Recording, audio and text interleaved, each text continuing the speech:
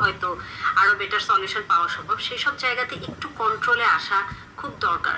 নাইলে যে মিনমিনা টাইপের লোকজন বা আপনার আশেপাশে উস্কানিমূলক যে সকল মির্জাফর গুলো আছে, এদের দ্বারা ইউজড হওয়ার সম্ভাবনা খুব বেশি। এরা আপনাকে প্রভোগ করবে, আপনাকে উস্কাবে, আপনাকে দিয়ে কথা বলাবে, কিন্তু রেজাল্ট আপনার এগেইনস্টে যাবে, কিন্তু ফলাফল তারা ভোগ করবে।